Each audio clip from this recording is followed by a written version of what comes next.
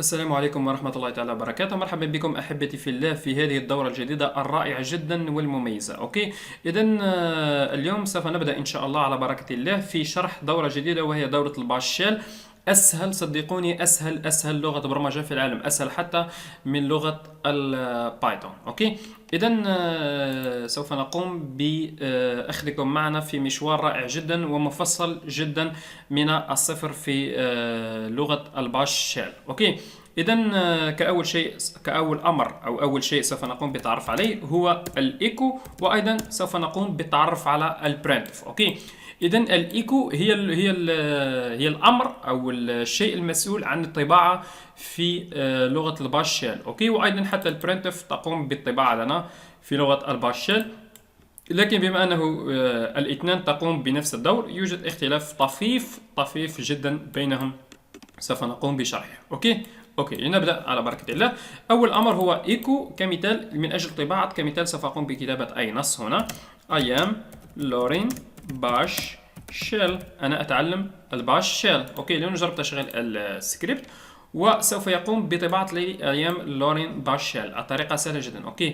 يمكنك بالطبع كما تشاهد هنا أنا قمت بإنشاء سكريبت بلغة الباش، أو يمكن القول عنها أداة بلغة الباش، أو يمكن تسميتها كما تريد.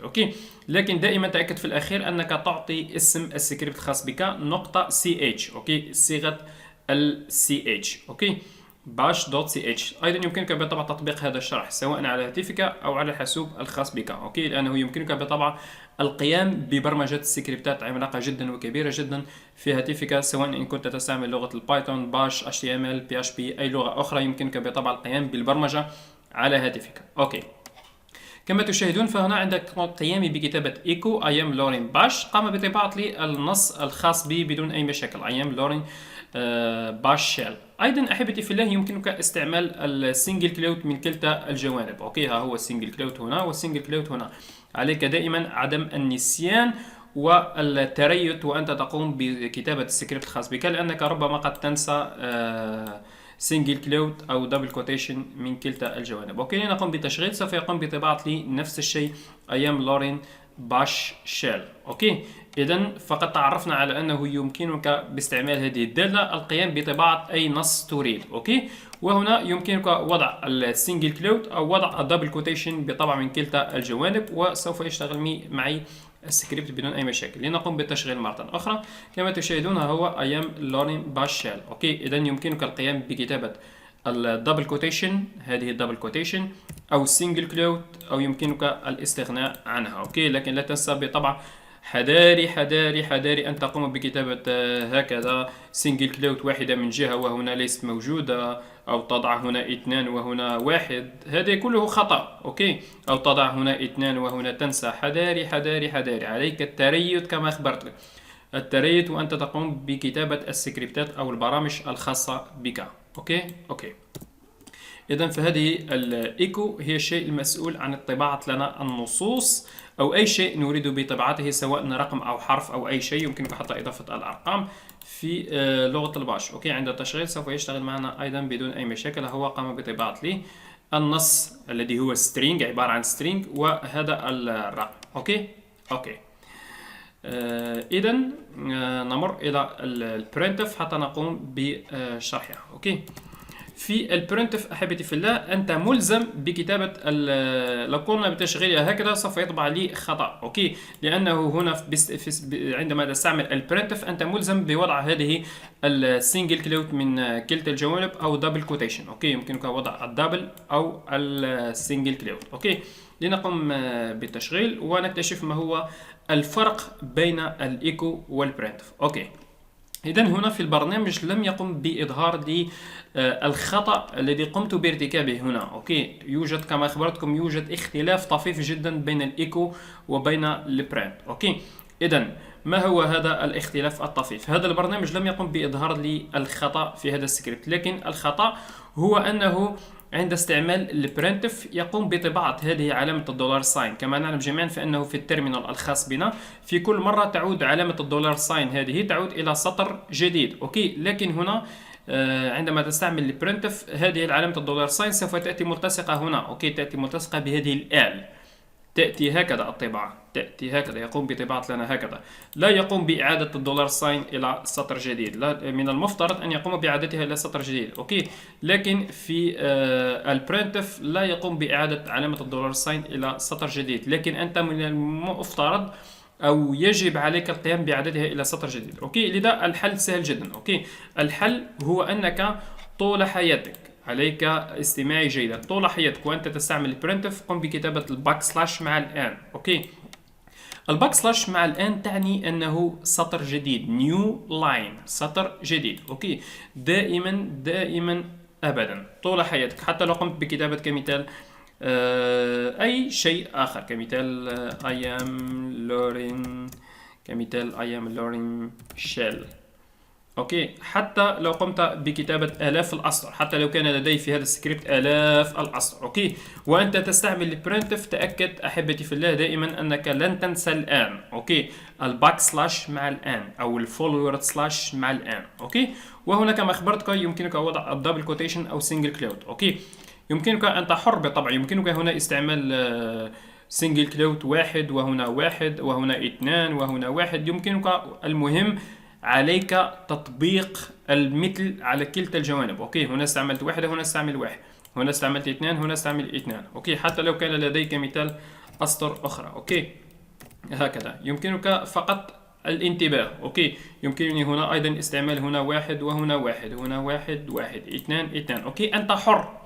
المهم في البرنتف لا تنسى هذه السنجل كلوت او دبل كوتيشن، اوكي.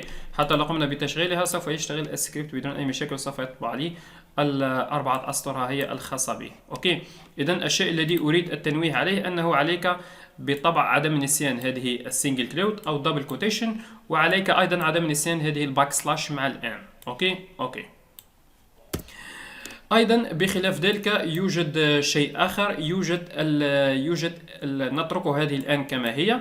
يوجد أيضا الباك سلاش مع التي، أوكي. الباك سلاش مع التي. إذا الباك سلاش أحبتي في الله مع التي تعني تاب، أوكي. تاب، ها هي تاب التي هي موجودة في الحاسوب، في لوحة المفاتيح الخاصة بالحاسوب، أو في لوحة المفاتيح الخاصة بالهاتف، وهو ذلك السهم الصاعد إلى الأعلى، أوكي. إذا هذا الطاب الذي عندما نقوم بالضغط عليه في الحاسوب يقوم بوضع لنا أول حرف أو أول حرف، بعد الضغط على ذلك السهم الكبير يقوم بكتابة لنا أول حرف بأحرف كبيرة، أوكي. أظن أنكم فهمتموه السهم الذي أنا أقوم بالتكلم عنه، أوكي.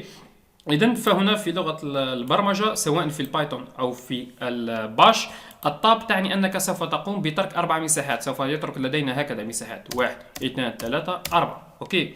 لنجرب تشغيل السكريبت، وهذه الباك سلاش تي سوف تقوم بترك لنا 4 مساحات كما تشاهد. هي أحبتي في الله قامت بترك لنا 4 مساحات الخاصة بنا، لأننا كما أمرنا هنا قمنا بكتابة الباك سلاش مع التي، أوكي. أيضا يوجد شيء آخر أحبتي في الله، هو الباك سلاش مع الإير، أوكي. الباك سلاش مع الإير يعني أنك ريموف، قم بمسح، أوكي. قم بمسح لي كامل النص الذي يأتي بعد الإير، أوكي. إذن هو سوف يقوم بطباعة لي فقط الباش شيل، أوكي. لنجرب التشغيل.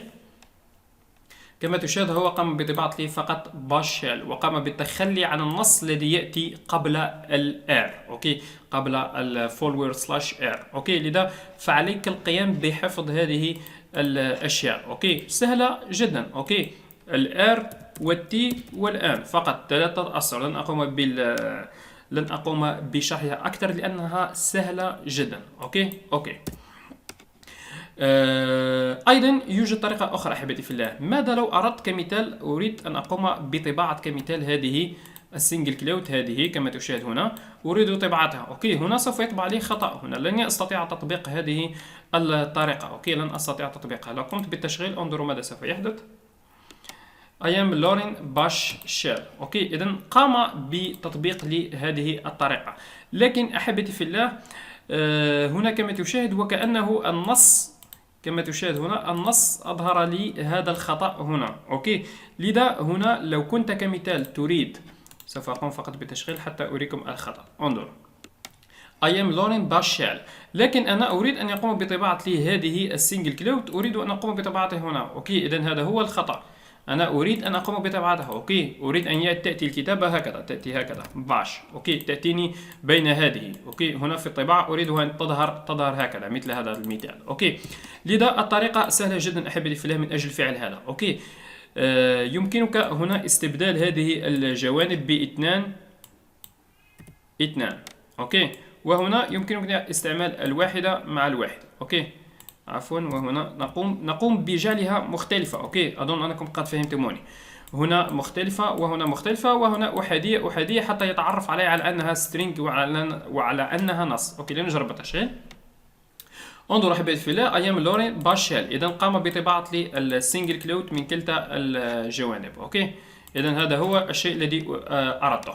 لكن ماذا لو أردت طباعة هذه المزدوجة هنا؟ أوكي، سوف أقوم بنفس الطريقة، سوف أقوم بجعلها هنا مزدوجة هكذا،